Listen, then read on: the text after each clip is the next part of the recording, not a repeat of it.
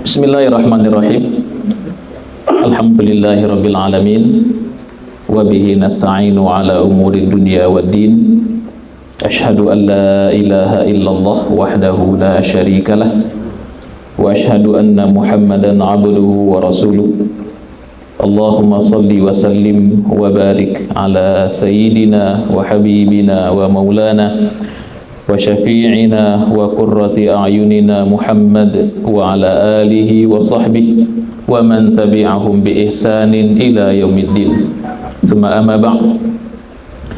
Tibtum wa taba mamsyakum wa tabawwa'tum minal jannati manzila.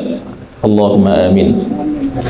Marhaban bi hudurikum ayyuhal asatidzah al-kiram, para buya, para ustadz, ikhwah semuanya.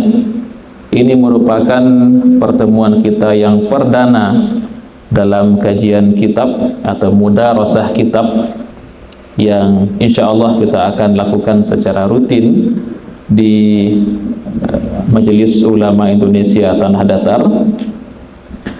Dan karena ini merupakan kajian perdana, kita pilihkan kitab yang juga memiliki makna perdana, Fatihatul Ulum, pembuka kaji, pembuka ilmu. Jadi kitab ini berjudul Fatihatul Ulum, Fatihah pembuka al-ulum, ilmu. Ini mirip dengan kitab Ta'lim Muta'allim karangan Imam Zarnuji, ya, yang itu mengajarkan tentang bagaimana adab seorang talib, seorang pencari ilmu, adab seorang muallim, seorang guru, dan apa saja kiat-kiat untuk bisa mendapatkan ilmu. Dan kitab itu yang Ta'lim Muta'allim itu sudah sangat terkenal, dipelajari di berbagai majelis ilmu di berbagai negara. Ada juga kitab yang senada yang dikarang oleh Kiai Haji Hasyim Asy'ari, juga mirip senada maknanya tentang bagaimana adabu thalibil ilmi. Nah, yang barangkali jarang dikaji adalah kitab ini, Fatihatul Ulum, karya Imam Abu Hamid Hujjatul Islam Al-Ghazali rahimahullahu ta'ala.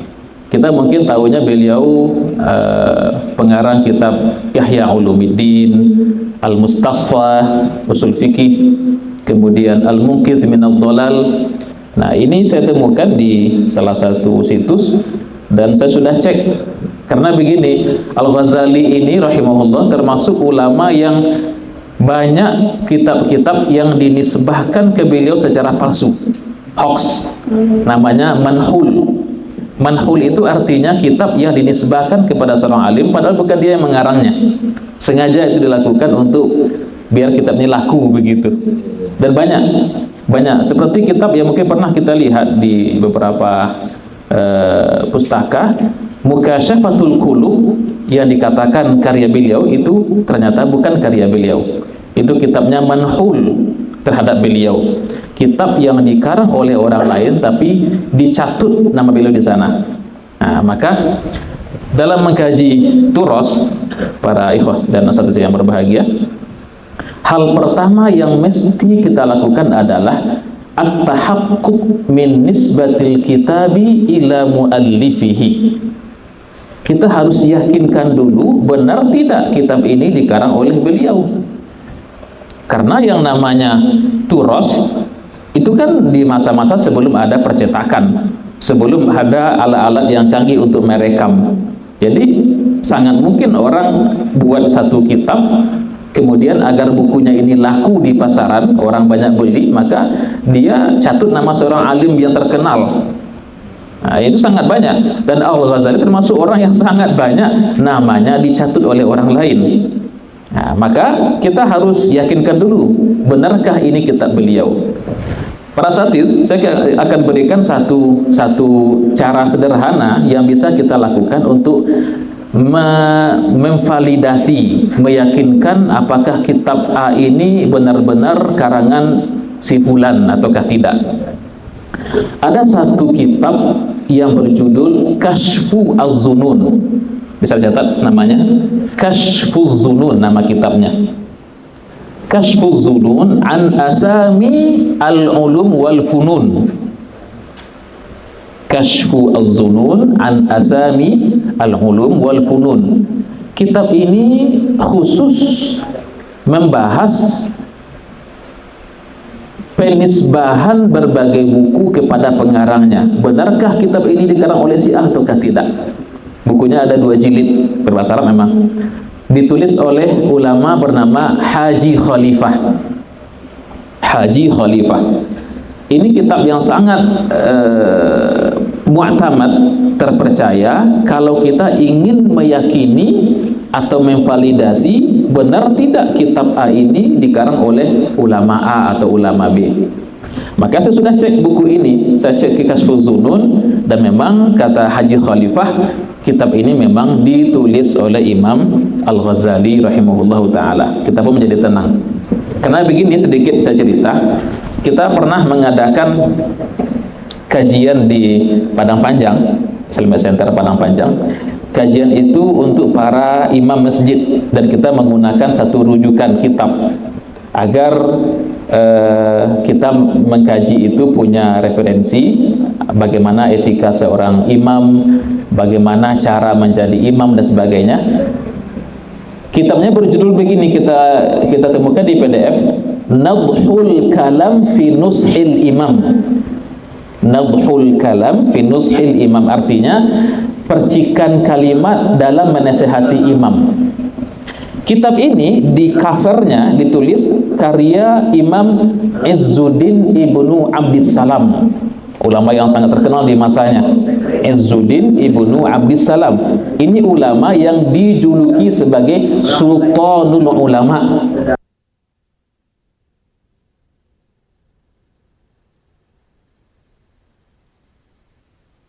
Ulama begitu.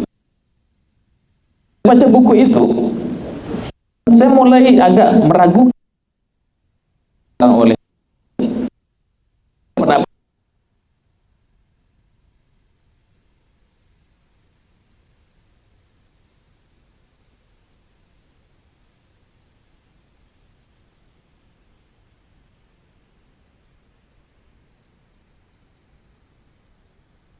saya mulai ragu, walaupun adalah Al-Iz.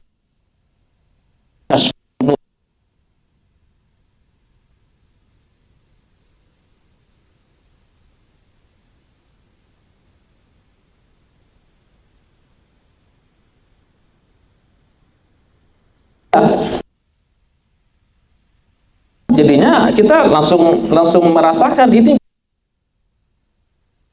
rasanya. Bukunya bukan karangan ulama, tapi ulama juga yang mengarangnya. Sudah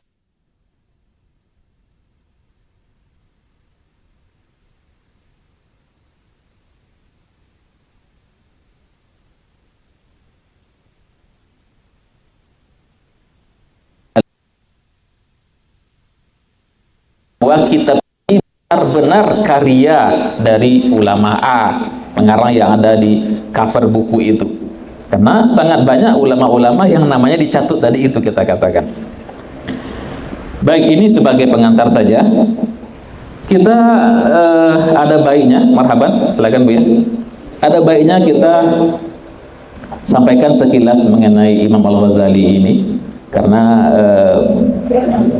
dengan kita mengkaji sirah para ulama, kita menceritakan kehidupan mereka, itu insya Allah kita akan mendapatkan rahmat. Dalam hadis, bidzikris sholihin tatanazzalur rahmat, yang begitu, dengan menyebut atau menceritakan orang-orang soleh akan turunlah rahmat kepada kita.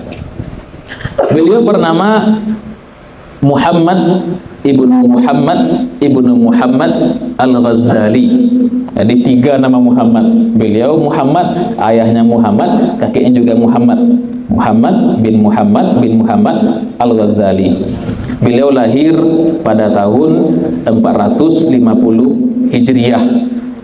Itu di abad ke-5 Hijriah, pertengahan 5 Hijriah.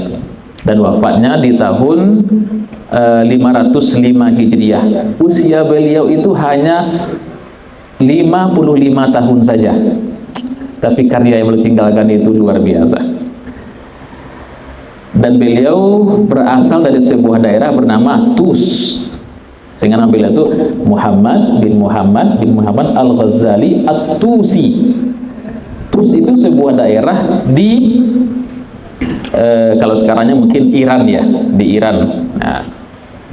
Nah, ada yang menarik, para ulama berbeda pendapat apakah nama beliau itu Al-Ghazali tanpa tasdid ataukah Al-Ghazali pakai tasdid zai. Ini oleh para ulama juga ada khilafiyahnya. Saya menyarankan bagi ikhwah yang Allah berikan kemampuan baca kitab, baca terjemah Al-Ghazali ini di dalam Tabaqat Syafi'iyah Al-Kubra. Luar biasa indahnya. Tabaqat Syafi'iyah Al-Kubra karangan Imam Tajuddin As-Subuki. Beliau menjelaskan di sana bagaimana masa kecil Al-Ghazali dan juga tentang penisbahan ini, apakah Al-Ghazali yang benar ataukah Al-Ghazali. Saat yang berbahagia, kita ketika sudah masuk ke dalam dunia keilmuan, kita akan berhadapan dengan nama ulama yang mirip-mirip, dan kita akan bingung, ini Syafi'i yang mana, ini Subuki yang mana, karena mereka hanya masyhur dengan nisbah saja, nisbahnya As-Subuki, nisbahnya Syafi'i. Itu kan nama orang banyak yang pakai gitu, As-Syafi'i, As-Subuki, begitu. Bahkan juga As-Suyuti juga banyak yang pakai nama begitu. Maka kita perlu punya satu keahlian, satu skill dalam melihat tarajim para ulama, biografi para ulama. Ini ulama yang mana ini? Harus jelas. Jangan hanya Syafi'i mengatakan demikian, Syafi'i yang mana? Syafi'i Muhammad bin Idris kah atau Syafi'i yang lain? Nah, jadi untuk menentukan atau untuk melihat apakah yang benar namanya Al-Ghazali tanpa tasdid ataukah Al-Ghazali, kita bisa melihat ke berbagai buku tarajim ya, tarjamah, tarajim, biografi. Dan saya sarankan buku yang paling bagus untuk hal ini di antaranya adalah buku Wafayatul A'yan karangan Ibnu Khallikan. Itu bukunya luar biasa. Memang ya bukunya cukup berat untuk dibaca, 8 jilid. Tapi Ibnu Khallikan beliau begitu teliti dalam memberikan terjemah seorang alim itu. Tidak berlebihan menyanjung dan juga agak merendahkan. Karena begini, di antara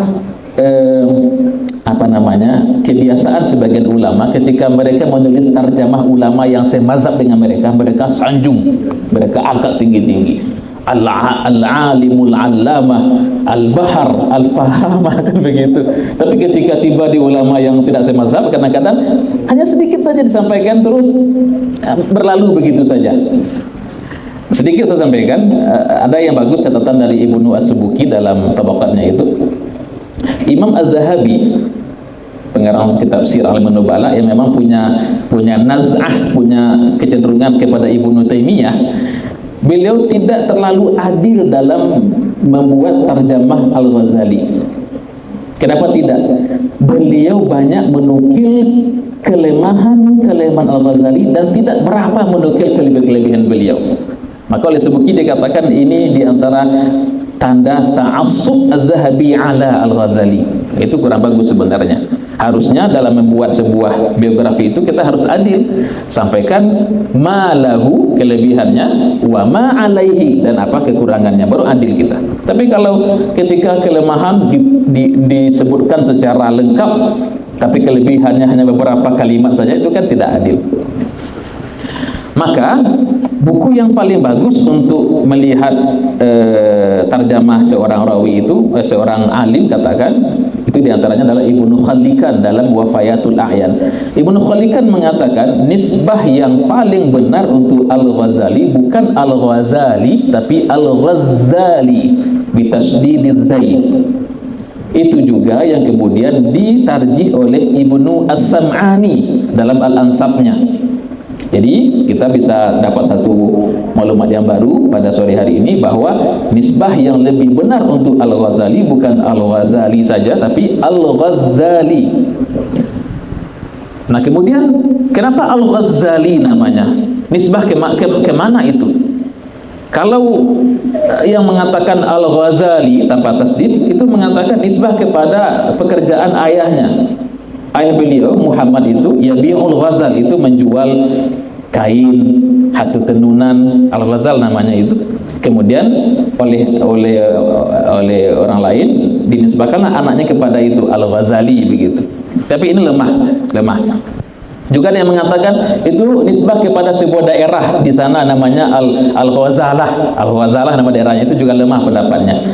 Pendapat yang paling kuat, nisbah ini sudah menjadi kebiasaan orang-orang Jurjan atau orang-orang di daerah sana itu.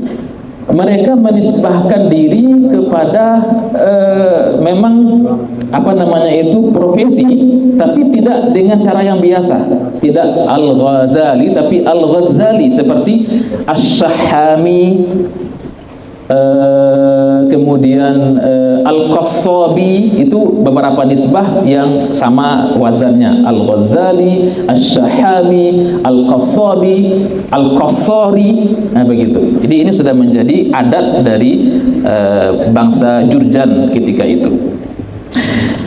Baik, nanti kita akan coba sampaikan secara terpisah-pisah ya.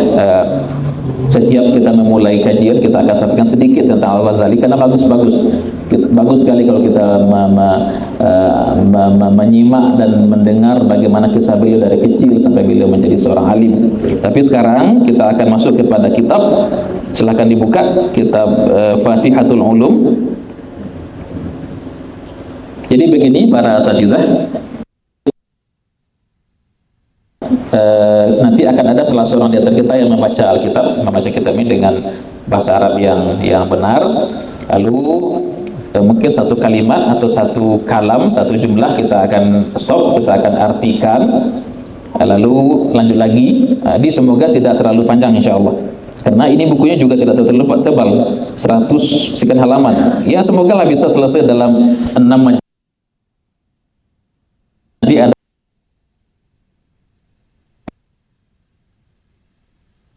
dan kita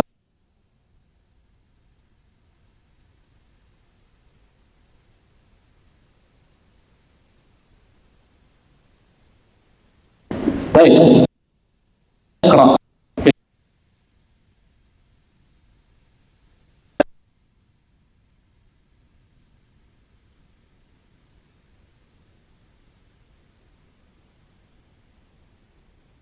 Awal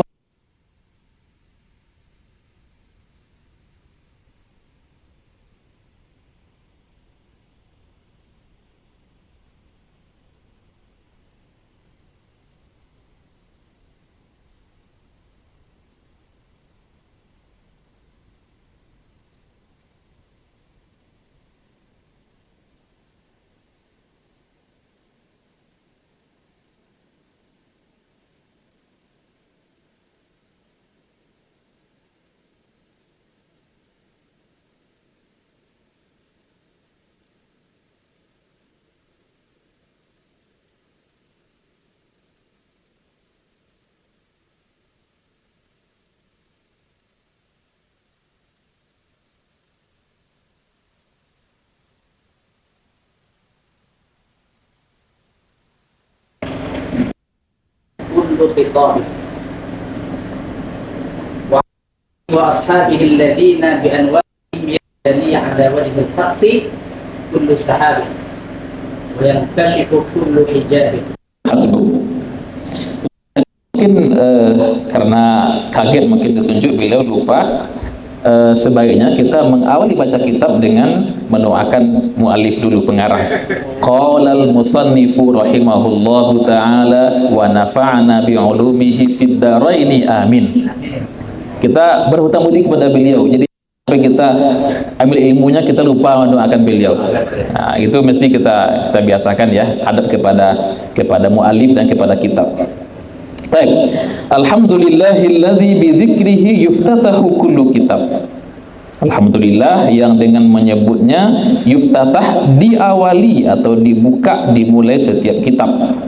Wassalatu wassalamu ala rasulihil ladzi bissalati alaihi yuhtatamu kullu khitab.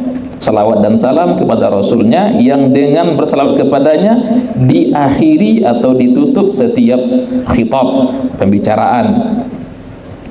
Wa ala alihi wa ashabihi, dan terhadap kepada keluarganya, kepada sahabatnya, alladzina bi anwarihim, yang dengan nur mereka, cahaya mereka, yang jali, akan tampak, akan jelas, an wajhil haqqi, dari wajah kebenaran, atau yang jali ini mungkin akan tersingkap ya, akan tersingkap, an wajhil haqqi, dari wajah kebenaran, kullu sahabin, setiap awan yang menutupinya, wa yankashifu kullu hijabin, dan terbukalah atau tersingkaplah setiap hijab.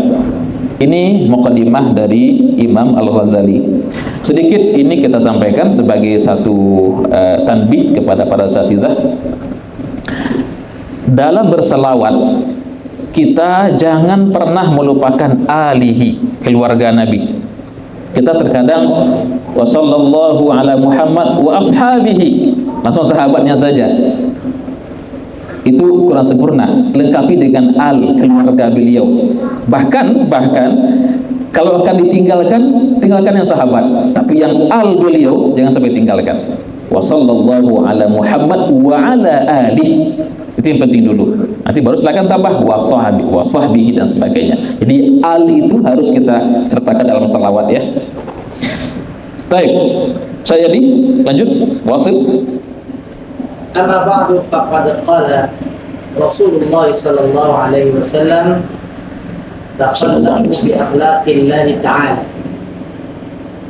fata'addubu bi adabillahi min a'la maqamatil muqarrabin. Cukup. Amma ba'd, ini merupakan faslul khitab ya, khitab yang merupakan pemisah, pembeda ya antara pengantar dengan isi. Dan ini dalam sebuah riwayat dikatakan orang yang pertama mengatakan adalah Nabi Daud alaihi salam. Faqad qala Rasulullah sallallahu alaihi wa alihi wasallam. Ini saya yakin ini bukan kata Ghazali, ini pengarang, ini penerbit buku ini yang membuat begini ini. Kalau Ghazali barangkali mungkin pakai wa alihi sallallahu alaihi wa alihi wasallam. Rasul bersabda, takhallaqu bi akhlaqillahi ta'ala, berakhlaklah kalian dengan akhlak Allah. Takhallaqu bi akhlaqillahi ta'ala, berakhlaklah kamu dengan akhlak Allah subhanahu wa ta'ala. Fata'addubu bi adabillah, beradab dengan adab-adab Allah itu, min a'la maqamatil muqarrabin, termasuk maqam yang tertinggi di dalam dunia para muqarrab. Muqarrab ini orang-orang yang dekat dengan Allah. Jadi ini kita para asatidzah memang sesungguhnya punya maqam-maqam tersendiri ya.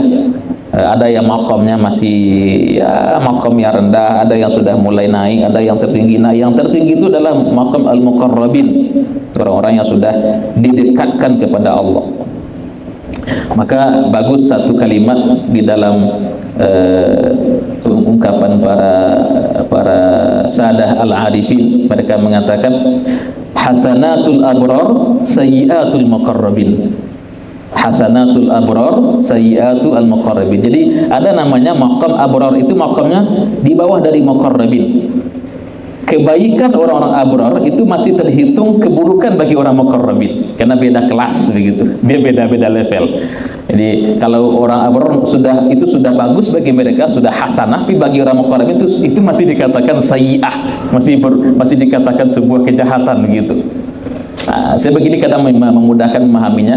Kalau anak pesantren, kalau anak SMA pergi ke pasar, kemudian di pasar mereka tertawa-tawa begitu, bercanda-canda, orang mungkin masih bacalah anak SMA. Tapi kalau anak pesantren yang begitu kan Kan tak lagi wajar.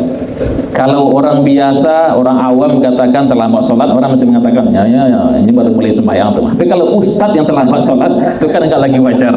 Ini nih, jadi kita beda makom dengan mereka. Harus tahu kita makom kita di mana. Nah, ini makom muqarrabin ini. Jadi kita harus terus untuk bagaimana setiap waktu kita meningkat makom kita dari hari ke hari, insya Allah. Jadi beradab dengan adab-adab Allah itu diantara makom yang tertinggi dalam orang-orang muqarrabin. Lanjut saya di. وقد صدر الله كتابه العزيز بسورة وسماها فاتحة الكتاب فأحببنا الاقتداء به. Lanjut. صدرنا وصدرنا العلوم بكتاب سميناه فاتحة العلوم. Hasbuk. Jadi waqad saddara itu memulai, Allah telah memulai mengawali kitabnya yang mulia dengan sebuah surat yang diberikan nama dengan Fatihatul Kitab, Al-Fatihah ya, pembuka Al-Quran, pembuka Al-Kitab. Fa'ahbabna, maka kami juga ingin al-iktida'a bihi, mencontoh Allah. Nah gitu, ini yang maksud dengan berakhlak dengan akhlak Allah, mencontoh Allah dalam hal ini. Kami juga ingin mencontoh Allah, maka kami memulai saddarnal ulum, memulai ilmu dengan sebuah kitab yang kami berikan nama dengan Fatihatul Ulum, Fatihahnya atau pembuka ilmu-ilmu. Allah memberikan nama surah pertamanya sebagai Al-Fatihah, Fatihatul Kitab. Kami ingin ikut juga, ingin mencontoh itu juga. Kami berikanlah ilmu ini pembukanya dengan nama Fatihatul Ulum. Jadi ini hal yang dibolehkan ya, dalam ini kita mencontoh Allah dalam hal-hal yang kita bisa mencontohnya. Tentu dalam konteks sebagai manusia ya, nah, bukan lebih daripada itu. Tapi ada yang menarik. Pernah kita mendengar seorang tokoh bernama Sibawai. Sibawai itu ahli bahasa yang sangat terkenal. Kalau orang hadis mengatakan sibu ya, susah fikron hadis ini sibu ya, karena kalau si bawah itu wah itu kata artinya, maka orang hadis nggak mau mengucapkan kata-kata yang dahsyat. Sibu ya, bukan rahawai tapi rahu ya. Wah itu orang yang sangat mumpuni dalam bidang bahasa Arab. Nah, beliau ketika mengarang sebuah kitab dalam Qawaid, tahu apa nama kitabnya itu? Beliau memberikan nama kitabnya dengan Al-Kitab. Hanya itu saja. Satu hal yang dikritik oleh para ulama, seolah-olah ia ingin mengatakan bahwa kitab saya ini itu seperti kitab Al-Quran begitu. Al-Kitab ada penambahan nama. Kalau yang lain kan kitab Al-Kamil, Al-Mubarid ya, atau yang lainnya. Tapi ingin enggak Al-Kitab sedamanya. Nah, dan ini, tapi dia memang pede dengan ilmunya, luar biasa. Maka sesungguhnya definisi isim fi'il huruf yang kita ketahui itu kan banyak dari buku-buku yang mutaakhirin, yang belakangan. Kalau kita merujuk ke kitab Sibawi, kita akan menemukan definisi yang rumit, definisi yang tidak mudah untuk dicerna. Itulah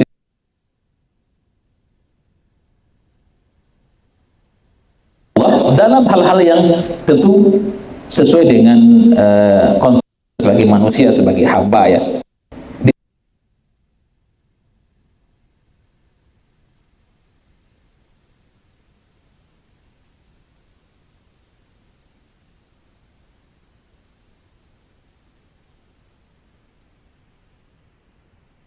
Tolong saya ini.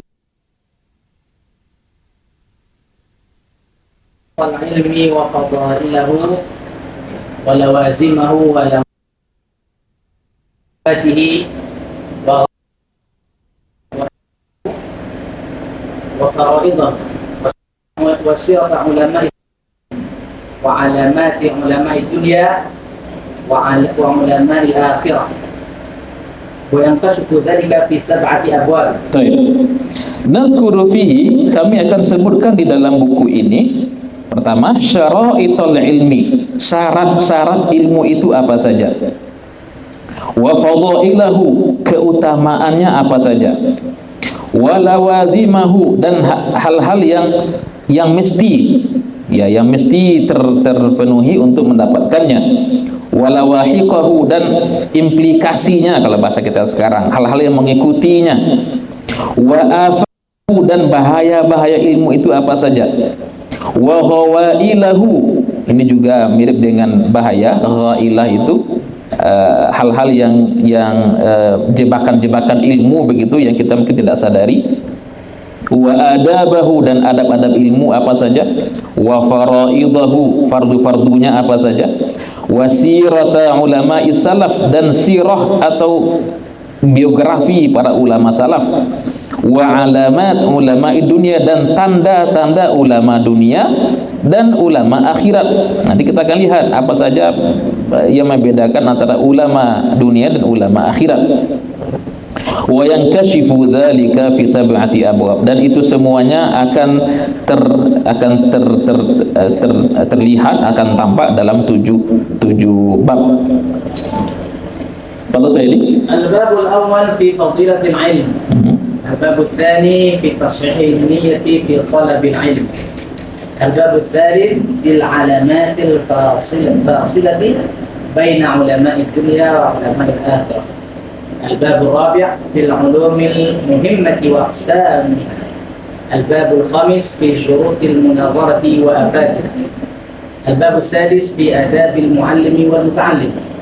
الباب السابع فيما يحل أخذه من أموال السلاطين للعلماء. Bab yang pertama tentang keutamaan ilmu, fadilah ilmu. Bab yang kedua tentang membenarkan niat dalam mencari ilmu. Ini penting kita ketahui nanti para asatidzah. Bagaimana kita mentashih niat dalam mencari ilmu, bukan untuk membanggakan diri, bukan untuk bisa berdebat dengan orang lain, tapi memang untuk li islahin nafsi, untuk memperbaiki diri kita dulu. Itu yang paling utama.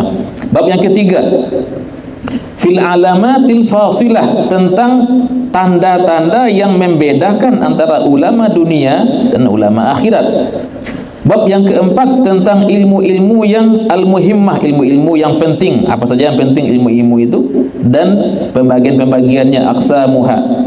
Bab yang kelima fi syurutil munazarah wa afatuha, tentang syarat-syarat yang harus terpenuhi kalau ingin berdebat, ingin berdiskusi, bermunazarah, dan apa saja bahaya-bahaya munazarah itu. Dia perlu dilakukan, tapi juga ada bahaya-bahayanya. Nah, jadi memang tidak semua orang juga yang bisa bermunazarah, itu juga ada syarat-syaratnya. Ada kriteria yang harus dimiliki untuk seseorang yang ingin bermunazarah. Dia harus paham mabadi, hal-hal yang prinsip. Maka kita akan capek latih gitu kalau melayani orang yang tidak punya mabadi. Latih gitu dibiknya. Kita ingin membantah, tapi nya tidak tentu dengan hal-hal yang dasar, hal-hal yang basic. Maka kita hanya akan itulah kata Imam Ghazali, ma nazartu aliman illa ghalabtu wa ma nazarani jahil illa ghalabani. Setiap aku bermunazarah dengan orang yang alim, aku akan menang. Tapi kalau aku munazarah dengan orang yang jahil, aku yang kalah. Tak bisa oleh orang yang jahil, tak punya mabadi. Nah gitu. Jadi perlu ada mabadi, ada asas, ya, ada dasar yang harus kita kuasai untuk bisa bermunazarah, berdebat. Itu penting, tapi juga ada bahaya-bahayanya. Bab yang keenam tentang adab-adab muallim, guru, dan adab muta'allim, adab seorang murid, pelajar. Bab yang ketujuh, ini juga penting, nanti kita akan kaji. Fima yahillu akhdhuhu min amwalis salatin lil ulama, tentang apa saja yang halal untuk diambil dari harta penguasa untuk para ulama. Harta penguasa yang bagaimana yang boleh diterima oleh para ulama. Karena Al-Ghazali ini tokohnya bukan hanya seorang alim, beliau juga seorang katakan sekarang ini seorang kritikus, mengkritik penguasa beliau. Beliau tidak pernah sedikit pun menerima dari penguasa. Agar apa? Agar lidahnya tidak keluh ketika menyampaikan amar ma'ruf nahi mungkar, gitu, tidak keluh. Kalau sudah menerima penguasa kan jadinya takabik lidah kedua-duanya. Nah itu beliau nanti akan jelaskan masalah itu. Harta yang bagaimana dan penguasanya bagaimana, ya kita boleh sebagai ulama menerima dari mereka penguasa itu. Baik, asatidzah, ini kita sudah selesai pengantar, kita akan masuk kepada fasal yang pertama.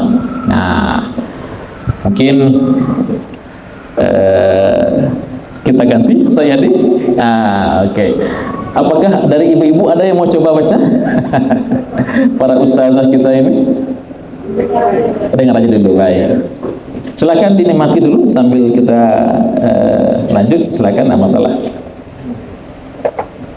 Baik, kita minta kepada qari yang kedua, siapa? Nah, kita buka kesempatan.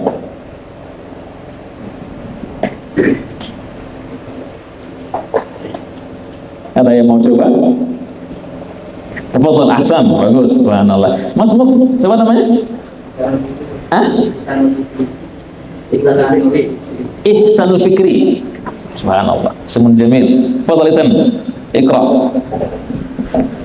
Babul awal.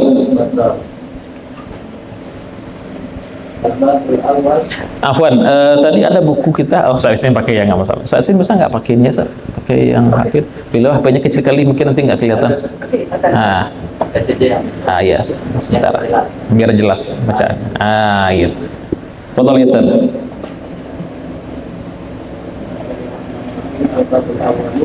في فضيلة العلم ومدونة العلماء الفقه وفيه فقه الأصول. الفصل الأول في فضيلة العلم. قال الله تعالى: شهد الله أنه لا إله إلا هو والملائكة وأولو العلم قائما بالقسط.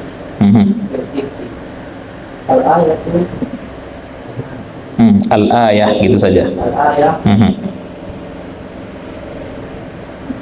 Nasaba subhanahu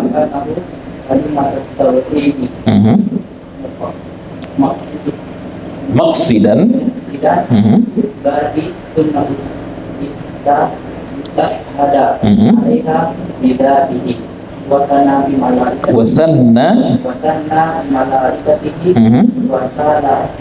wasallatha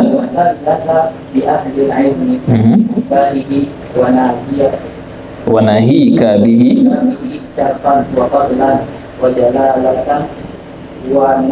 wa nublan. Oke, cukup dulu Ihsan. Ahsan, bagus sekali. Awal bab yang pertama fi fadilatil ilmi, tentang keutamaan ilmu, wa madzammati ulama'i su', dan tercelanya ulama yang buruk, ulama yang su'. Wa fihi khamsatu fusul, ada 5 fasal.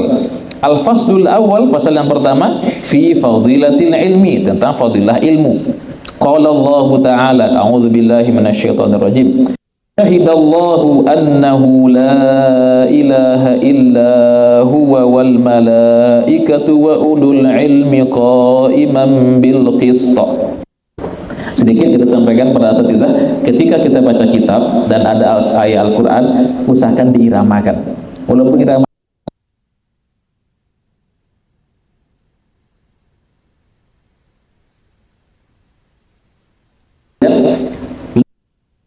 man lam yataghanna bil Qur'an laisa minna man lam yataghanna bil Qur'an. Tidak termasuk golongan kami, kata Nabi, orang yang tidak menyanyikan Al-Qur'an. Maka nyanyikan walaupun dengan irama.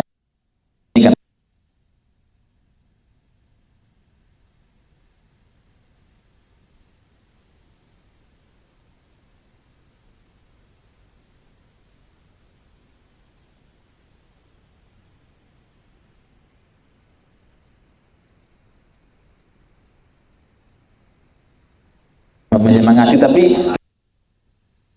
dia di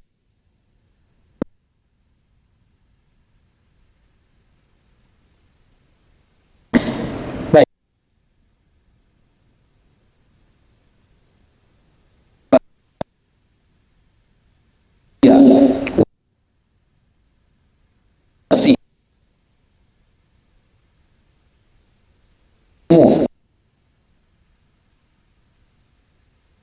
dengan keadilan.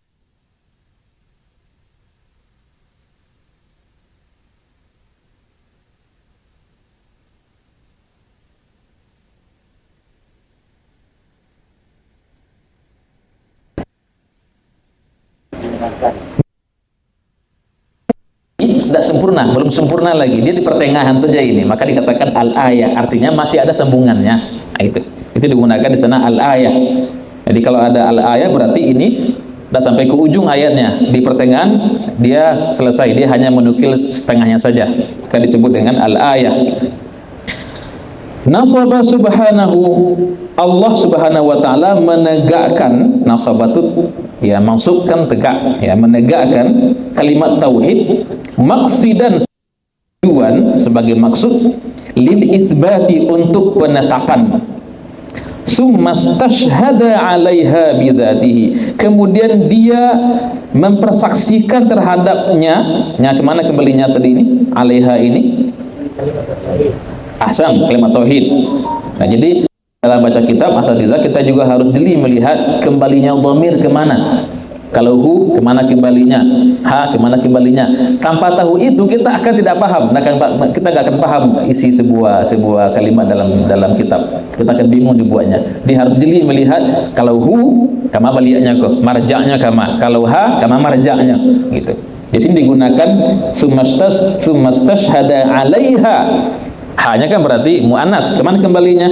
Ke kalimat tauhid. Nah, kemudian dianya Allah mempersaksikan terhadapnya kalimat tauhid bidzatihi, dengan zatnya yang mulia, wasanna bimalaikatihi, dan kemudian setelah itu sana itu artinya menyebutkan untuk kedua, untuk nomor kedua, menduakan begitu. Sana yusani tasniyah musanna.